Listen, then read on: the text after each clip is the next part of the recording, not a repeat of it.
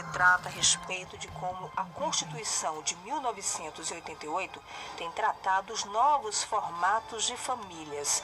Madalena Braga bateu um papo com ele sobre este assunto. Vamos conferir. No Jornal da Manhã, Ponto de Vista, com Madalena Braga. Falas de que Famílias é o novo livro do professor Enésio de Deus. Nesta publicação, o autor apresenta a forma como a família, com seus diversos aspectos e implicações, foi discutida na mais longa constituinte da nossa história, a de 1987-88.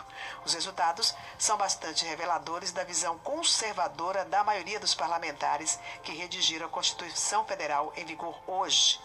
O nosso ponto de vista vai conversar com Enésio de Deus para saber mais detalhes sobre este trabalho. Enésio, a nossa Constituição foi elaborada há 30 anos. Ao longo desse tempo, muita coisa mudou, né? Sim. E aí existem famílias de pais separados, famílias homoafetivas. Como é que a justiça age com relação a esses novos formatos de família? Ela se abriu muito para entender que a família, ela sempre sofreu transmutações, mudanças ao longo do tempo, e o legislativo e o judiciário precisaram, assim, dar soluções. Como no judiciário há muito entrave por conta ainda da questão religiosa, cujo atravessamento ideológico é muito forte, o Poder Judiciário começou a sair à frente, estimulando não só a produção legislativa, como ao mesmo tempo se posicionando sobre temas sobre os quais antes o legislativo era omisso, como a questão, por exemplo, da união homoafetiva. Então, assim, antigamente, para a mulher não casada, antes da Constituição Federal de 88, era quase lixo na sociedade, não havia chamado união estável. Então, a Constituição trouxe essa novidade como uma forma de família, agora com muita resistência, porque tudo que se conquistou na Constituição foi com muita luta e muito embate social. E de onde veio essa ideia de você escrever esse livro, tratando dessa questão, né? Foi minha tese de doutorado, Madalena, porque eu sempre pesquisei na área da família, e aí eu procurei investigar os discursos que houve nos bastidores da mais longa constituinte da nossa história, que nos deu como fruto a Constituição Federal, nossa Constituição maravilhosa, democrática, que completa 30 anos de vigência agora no dia 5 de outubro, e eu entendi que, na verdade, o papel de somente 25 mulheres deputadas, entre mais de 500 homens senadores e deputados, foi fundamental, dentre elas, por exemplo, Lídice da Mata, Benedita da Silva, mulheres que lutaram por pautas progressistas para fazer reconhecer, por exemplo, filhos que fora do casamento eram também considerados menores, adulterinos, ilegítimos. A mulher não casada, a questão da emancipação feminina para constar ali que homem e mulher são iguais na sociedade conjugal.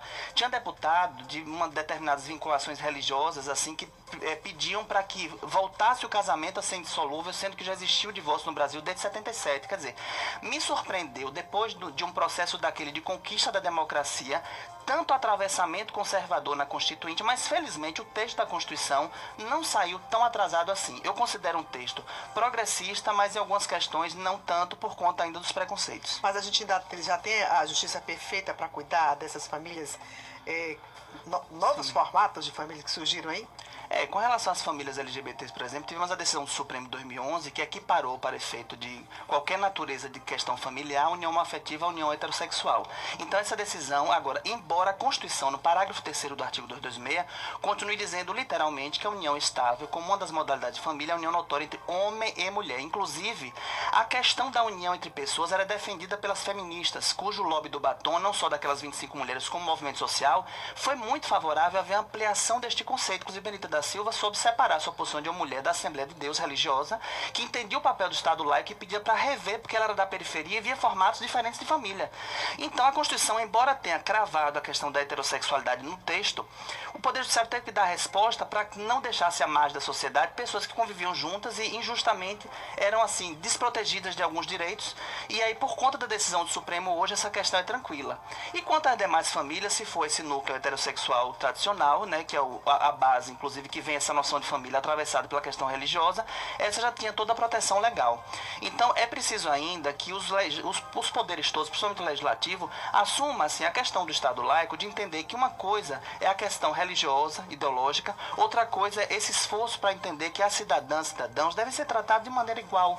E isso me surpreendeu, como Lisanes Maciel, um deputado também à época constituinte presbiteriano, que assim como Benedita da Silva, souberam separar a sua questão de liberdade religiosa, sua crença pessoal, da sua atuação dentro de um processo laico tão caro para a nossa democracia, que foi a nossa constituinte. E é um valor enorme para a gente hoje falar desse marco que são os 30 anos da Constituição Federal. Você me diz então que ainda há muito o que fazer.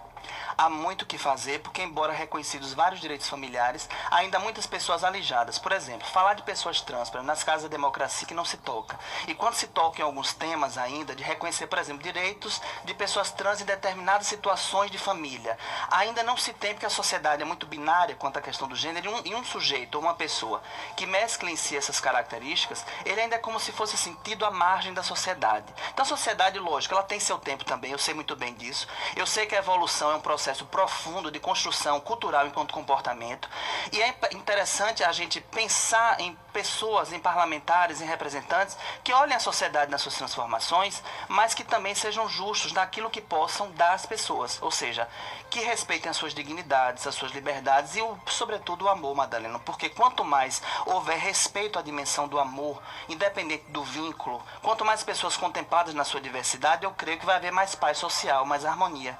Quanto mais exclusão, intolerância ou ódio, nós vamos ter mais conflitos na sociedade. É muito simples entender que dar direitos a algumas pessoas, como por exemplo, a mulher que ainda é vítima de tanta violência, embora tantos direitos assegurados, e se você exagera em posturas preconceituosas machistas do mesmo patriarcado, uma das ideologias que eu identifiquei que atravessavam muito era a ideologia patriarcal, que a mulher tem que estar submissa, a mulher não poderia ter 5 anos a menos na aposentadoria, a mulher não poderia ser considerada igual na sociedade conjugal, quer dizer, foi um esforço enorme para igualar a mulher como homem na chefia lá em 88, que me surpreendeu, porque eu achei que fosse algo natural depois de um regime, eu digo assim, de um golpe militar e depois de tanta ânsia por democracia, imaginar que teve lutas das feministas para reconhecer que a mulher é igual ao homem. Então eu me surpreendi com as ideologias ali atravessando, mas para mim, Madalena, a força do movimento das mulheres feminista foi um vetor fundamental para os avanços que nós tivemos, como questão da licença paternidade. Teve que um médico, Alcene Guerra, um deputado, passar por uma situação de quase a esposa morrer com uma filha que teve um problema, para emocionado ele dizer assim, temos que aprovar para o homem também que eu sou pai, eu tenho o direito de ficar com minha mulher no hospital. Sim, aí aprovou a licença paternidade. Bom, se você já me trouxe aqui meu livro, com dedicatória e tudo, muito obrigada. Onde é que a gente encontra esse livro? No site da Livraria Pris também, em várias redes de livrarias como a Travessa, a Cultura, vocês encontram, né, meu livro.